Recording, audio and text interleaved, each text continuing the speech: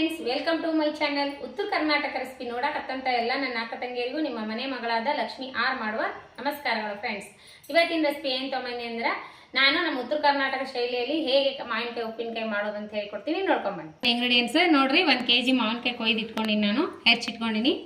ಇದಕ್ಕೆ ನೋಡ್ರಿ ಇವಾಗ ಏನು ಬೇಕಂದ್ರೆ ಇದಕ್ಕೆ ಅಚ್ಕಾರದ ಪೌಡ್ರ್, ಆಮೇಲೆ ಸಾಸಿವೆ, ಆಮೇಲೆ 1 ಗಡ್ಡಿ ಬೆಳ್ಳುಳ್ಳಿ, ಆಮೇಲೆ ಇದು ಸ್ವಲ್ಪ ಮೆಂತೆ, 1 ಸ್ಪೂನ್ ಜೀರಿಗೆ. ಈಗ ನೋಡ್ರಿ ಏನು ಮಾಡೋಣ ಅಂದ್ರೆ ಈ ಸದ್ದ ಮೆಂತೆ, ಜೀರಿಗೆ, ಸಾಸಿವೆ ಎಲ್ಲ ಫ್ರೈ ಮಾಡ್ಕೊಂಡು ಬರ್ರಿ. ಈಗ ನೋಡ್ರಿ ಸಾಸಿವೆ ಹುರ್ಕೊಳ್ಳೋಣ. ಇದರೊಳಗೆ 1 4 ಮೆಂತೆ ಕಾಳು ಸ್ವಲ್ಪ ಹಾಕ್ಬೇಕು, ಭಾಳ ಹಾಕ್ಬಾರ್ದು. ಇವು ಫ್ರೈ ಮಾಡ್ಕೊಳ್ಳೋಣ ಚಟ್ಪಟ ಅನ್ನೋವರೆಗೂ. ಸ್ಲೋ ಉರಿ ಇಟ್ಕೊಂಡು ಚಟ್ಪಟ ಹಾಕೊಂಡಿನಿ. ಈಗ ಇದಕ್ಕೆ ಏನು ಮಾಡೋಣ ಅಂದರೆ ನಾವು ಬೆಳ್ಳುಳ್ಳಿ ಹಾಕೋಣ. ಏನು ಸಾಸಿವೆ ಪೌಡ್ರ್ ಮಾಡ್ಕೋಣ. ಈ ರೀತಿ ಹುರ್ಕೋಬೇಕು ನೋಡ್ರಿ, ಚಟ್ಪಟ ಅನ್ನುವಾಗ. ಇವು ಜೀರಿಗೆ ಅವು ಎಲ್ಲ ಫ್ರೈ ಮಾಡ್ಕೊಂಡಿದ್ದೆಲ್ಲ ಈಗ ಪೌಡರ್ ಮಾಡ್ಕೊಂಡು ಬರೋಣ.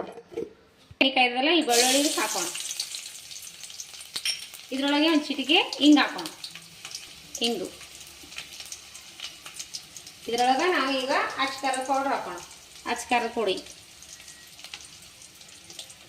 ಗ್ಯಾಸ್ ಬಂದ್ ಮಾಡಿ ಅಚ್ಕಾರದ ಪೌಡ್ರ್ ಹಾಕ್ಬೇಕು.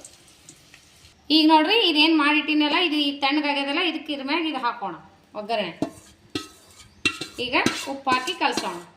ನೋಡ್ರಿ ಈ ರೀತಿ ಮಾಡ್ಕೊಂಡಿನಲ್ಲ, ಈಗ ಇದಕ್ಕೆ ಉಪ್ಪು ಹಾಕೋಣ ರುಚಿಗೆ ತಕ್ಕಷ್ಟು. ಎಷ್ಟು ಉಪ್ಪು ಹಾಕೋಣ. ಆಮೇಲೆ ಇದು ಮಸಾಲೆ ಏನು ರುಬ್ಬಿಟ್ಕೊಂಡಿವಲ್ಲ, ಸಾಸಿವೆ ಮತ್ತು ಮೆಂತ್ಯ ಕಾಳು, ಇದನ್ನು ಹಾಕೊಂಡು ಮಿಕ್ಸ್ ಮಾಡ್ಕೊಂಡು ರೆಡಿ ಆಯಿತು. ಈ ರೀತಿ ಉಪ್ಪಿನಕಾಯಿ ಈ ರೀತಿ ಒಂದು ಭರಣಿ ಒಳಗೆ ಹಾಕಿ ಇಟ್ಕೊಂಡ್ಬಿಡೋಣ. ವರ್ಷಗಟ್ಟಲೆ ಆದರೂ ಕೆಡಂಗಿಲ್ಲ ಉಪ್ಪಿನಕಾಯಿ. ಇವಾಗ ಇದ್ರೊಳಗೆ ಇಡೋಣ, ಇದ್ರೊಳಗೆ ಹಾಕೋಣ. ಈ ರೀತಿ ಭರಣಿ ಒಳಗೆ ಹಾಕೊಂಡಿನಿ.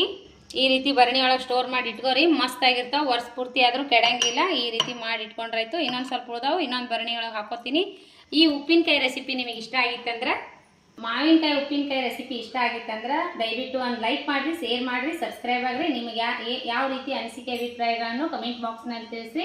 ಉಪ್ಪಿನಕಾಯಿ ಮಾಡ್ತಾರೆ ಮಸ್ತಾಗಿ. ಇದು ಕೊಟ್ಟ ನೀರು ಹಚ್ಚಬಾರ್ದ್ರಿ, ಅದೇ ತಾನೇ ಉಪ್ಪು ಹಾಕಿದ ತಕ್ಷಣ ಇದು ನೀರು ಬಿಡ್ತೈತಿ. ಈ ರೀತಿ ಆಗ್ಯಾವಲ್ಲ ಉಪ್ಪಿನಕಾಯಿ ನೀವು ಯಾವ ರೀತಿ ಮಾಡ್ತೀರಿ ಅಂತ ಕಮೆಂಟ್ ಬಾಕ್ಸ್ನಲ್ಲಿ ತಿಳಿಸ್ರಿ. ನಾನು ಹಾಕುವಂಥ ರೆಸಿಪಿ ಯಾವ ರೀತಿ ಹಾಕ್ತೀನಿ ಅಂತ ತೋರಿಸ್ಕೊಟ್ಟಿನಿ. ಅದಕ್ಕೆ ಎಷ್ಟು ಬೇಕೋ ಅಷ್ಟೇ ಮಸಾಲೆ ಹಾಕೀನಿ. ನಿಮಗೆ ಇಷ್ಟ ಆಗಿತ್ತಂದ್ರೆ ಲೈಕ್ ಮಾಡಿರಿ, ಶೇರ್ ಮಾಡಿರಿ, ಸಬ್ಸ್ಕ್ರೈಬ್ ಮಾಡಿರಿ. ಉಪ್ಪಿನಕಾಯಿ ಇಷ್ಟ ಆಗಿತ್ತಂದ್ರೆ ಕಮೆಂಟ್ ಬಾಕ್ಸ್ನಲ್ಲಿ ಅನಿಸಿಕೆ ಅಭಿಪ್ರಾಯ ತಿಳಿಸ್ರಿ. ಮತ್ತೆ ಮುಂದಿನ ರೆಸಿಪಿಯಲ್ಲಿ ಸಿಗೋಣ ಫ್ರೆಂಡ್ಸ್. ನಮಸ್ಕಾರ, ಬಾಯ್.